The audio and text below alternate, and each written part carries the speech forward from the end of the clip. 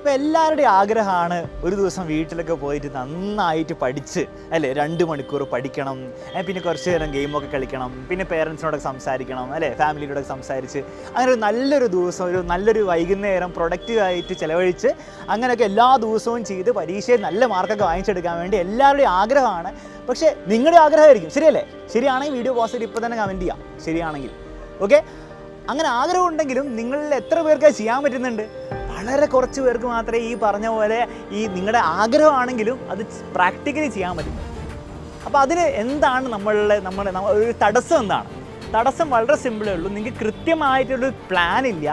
ഇനി പ്ലാൻ ഉണ്ടെങ്കിൽ തന്നെ അത് റിയലിസ്റ്റിക് ആയിട്ട് ഒരു പ്രാക്ടിക്കൽ ആയിട്ടുള്ള പ്ലാൻ ആയിരിക്കില്ല നിങ്ങളുടെ അടുത്തുള്ളത്. അങ്ങനെയാണ് നിങ്ങൾക്ക് വേണ്ടിയിട്ട് നിങ്ങളുടെ പരീക്ഷയിൽ നല്ലൊരു മാർക്ക് കിട്ടാൻ വേണ്ടിയിട്ട് എന്തായാലും ഇനിയുള്ള ദിവസങ്ങൾ നിങ്ങൾ എല്ലാ ദിവസവും നന്നായിട്ട് പഠിക്കണം.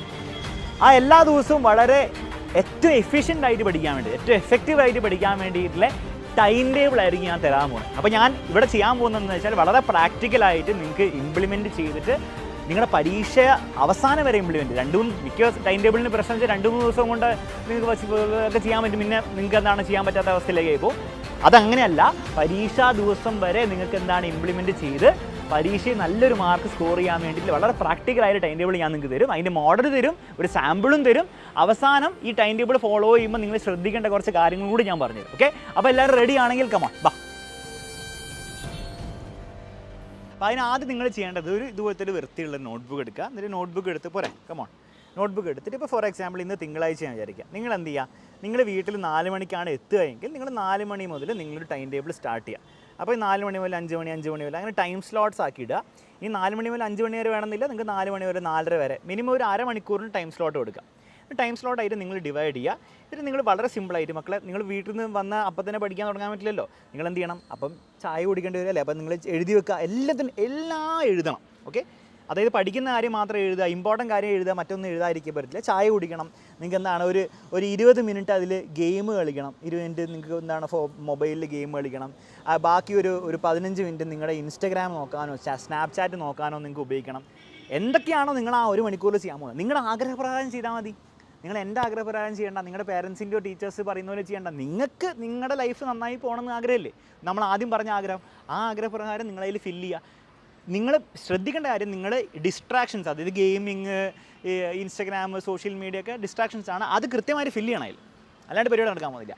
എന്നിട്ട് നിങ്ങൾ 5 മണിക്ക് നിങ്ങൾ പഠിക്കുക, എപ്പോഴും പഠിക്കണമല്ലോ. അപ്പോൾ 5 മണിക്ക് പഠിക്കാൻ വിചാരിക്കുകയാണ്, 5 മണി to 6 മണി വരെ എന്ത് പഠിക്കുന്നു കൂടി കൊടുക്കണം. ഓക്കെ, ഓരോ ദിവസം ഓരോന്നായിരിക്കും. ഇപ്പോൾ കെമിസ്ട്രിയിലെ അല്ലെങ്കിൽ മാത്സിലെ 3rd ചാപ്റ്റർ എക്സാമിനറിൻ്റെ വീഡിയോ കാണുന്നു തന്നെ കൊടുക്കണം, അല്ലാണ്ട് വെറുതെ പഠിക്കുന്നു കൊടുത്താൽ. അപ്പോൾ എന്താ നിങ്ങൾ എക്സാക്ട്ലി ചെയ്യാൻ നിങ്ങൾ കൊടുക്കണം.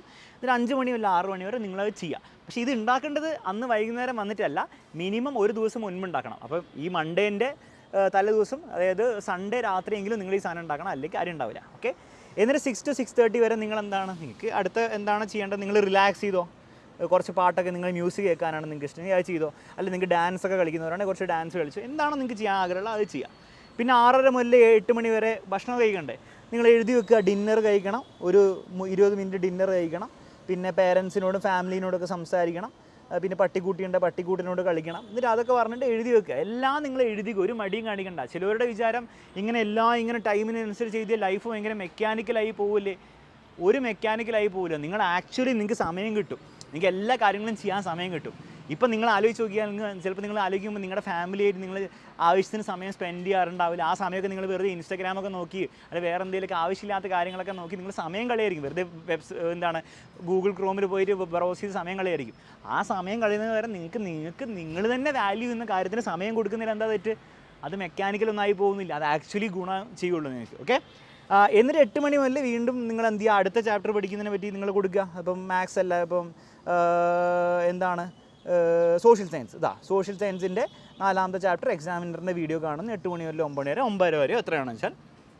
എന്നിട്ട് നിങ്ങൾ പഠിത്തമൊക്കെ കഴിഞ്ഞു, നിങ്ങൾ 9 മണി വരെ 10 മണി വരെ നിങ്ങൾ കുളിക്കുക, നിങ്ങളുടെ പരിപാടിയൊക്കെ ചെയ്യുക, ബ്രഷൊക്കെ ചെയ്യുക, എന്തെങ്കിലും ബുക്ക് വായിക്കുക, അല്ല വീണ്ടും ഇൻസ്റ്റാഗ്രാം നോക്കണം, ഒരു 15 മിനിറ്റ് ഇൻസ്റ്റാഗ്രാം നോക്കുക, കിടന്നുറങ്ങുക. ബേസിക്കലി ഞാൻ പറഞ്ഞു വരുന്നത് ഇത്രയേ ഉള്ളൂ. നിങ്ങൾക്ക് നിങ്ങളുടെ ലൈഫ് എങ്ങനെയാണോ ലീഡ് ചെയ്യേണ്ടത്, ഒരു വൈകുന്നേരം എങ്ങനെയാണോ നിങ്ങൾക്ക് ആഗ്രഹം, അത് എഴുതി വെക്കുക. ഇനി നിങ്ങളുടെ ആഗ്രഹം 4 മണി മുതൽ 10 മണി വരെ ഇൻസ്റ്റാഗ്രാം മാത്രം നോക്കാനാണ് നിങ്ങൾ എഴുതിക്കോ, പക്ഷേ നിങ്ങളുടെ പരീക്ഷയിൽ നിങ്ങൾക്ക് നല്ല മാർക്ക് കിട്ടണമെന്ന് വാശി പിടിക്കരുത്, അത്രയേ ഉള്ളൂ. ഓക്കെ, അപ്പോൾ ഇങ്ങനെ ഒരു ടൈം ടേബിൾ ഇനി മുതൽ നിങ്ങൾ ഉണ്ടാക്കുക, വളരെ പ്രാക്ടിക്കൽ ആവുക, നിങ്ങൾ ആവശ്യത്തിന് ഡിസ്ട്രാക്ഷന് സമയം കൊടുക്കുക. ഓക്കെ, അപ്പോൾ ഇങ്ങനത്തെ ഒരു ടൈം ടേബിൾ ഞാനൊരു സാമ്പിൾ നിങ്ങൾക്ക് തന്നു. നിങ്ങൾ ചെയ്യേണ്ടത് നിങ്ങളുടെ രീതിയിൽ, നിങ്ങൾക്ക് ട്യൂഷനൊക്കെ ഉണ്ടെങ്കിൽ നിങ്ങൾ എന്ത് ചെയ്യുക, അതിനനുസരിച്ച് മാറ്റുക. നിങ്ങൾ ലക്ഷ്യ ബാച്ചിൽ എക്സാമിനറിന് ഏതെങ്കിലും ബാച്ചിലെ ക്ലാസ്സിൽ നിങ്ങൾ ജോയിൻ ചെയ്യുന്നുണ്ട്, അതിന് നിങ്ങൾ സമയം കൊടുക്കുക, അതും പഠിക്കുന്നതിൻ്റെ ഭാഗമാണല്ലോ. അതൊക്കെ നിങ്ങൾ നിങ്ങളുടെ രീതിയിൽ കസ്റ്റമൈസ് ചെയ്യുക.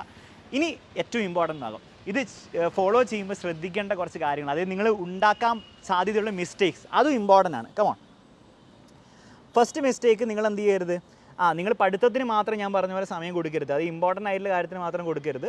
നിങ്ങൾ നിങ്ങളുടെ ഡിസ്ട്രാക്ഷൻസിന് സമയം കൊടുക്കണം. ഇൻസ്റ്റഗ്രാം നോക്കണമെങ്കിൽ 20 മിനിറ്റ് നോക്കണമെങ്കിൽ 20 മിനിറ്റ് കൊടുത്തോ, 30 മിനിറ്റ് നോക്കണമെങ്കിൽ 30 മിനിറ്റ് അതിൽ കൊടുത്തേ പറ്റുള്ളൂ. ഓക്കെ, അപ്പോഴേ നിങ്ങൾക്ക് അതിനൊരു ഇത് ഉണ്ടാവുള്ളൂ. അല്ലെങ്കിൽ നിങ്ങൾ എന്ത് ചെയ്യും, ഒരു 1 മണിക്കൂർ അടിച്ചു, എന്നാൽ പിന്നെ എനിക്ക് ഫുൾ റിലാക്സ് ചെയ്യാൻ പറഞ്ഞാൽ നിങ്ങളൊരു 1 മണിക്കൂർ എനിക്ക് എന്തൊക്കെയോ നിങ്ങൾ കാണിക്കും. ഓക്കെ, അപ്പോൾ ആ സമയമൊക്കെ ഭയങ്കര കൂടിപ്പോകും അവസാനം. ഇതൊക്കെ നിങ്ങൾക്ക് സംഭവിക്കുന്ന കാര്യങ്ങളാണെന്ന് എനിക്കറിയാം. അപ്പോൾ ടൈമിന് കൃത്യമായിട്ട് കൊടുക്കുക. നിങ്ങൾക്ക് കൂടുതൽ കൊടുക്കണമെങ്കിൽ നിങ്ങൾ കൂടുതൽ കൊടുത്തോ. നെക്സ്റ്റ് എന്താ നിങ്ങൾ ശ്രദ്ധിക്കേണ്ട കാര്യം എന്താണെന്ന് വെച്ചാൽ, നിങ്ങൾ ഓവർ എസ്റ്റിമേറ്റ് ചെയ്യരുത് നിങ്ങളുടെ എബിലിറ്റി. അതായത് നിങ്ങൾ എന്ത് ചെയ്യരുത്, ഈ മൊത്തം സമയത്ത് നിങ്ങളൊരു 5 മണിക്കൂർ 4 മുതൽ 9 മണി വരെ നിങ്ങൾ പഠിക്കും എന്ന് പറഞ്ഞ് ടൈം ടേബിൾ ഉണ്ടാക്കാൻ പോയാൽ അവസാനം ഒന്നും നടക്കില്ല, നിങ്ങൾ ഈ പരിപാടി തന്നെ നിർത്തും.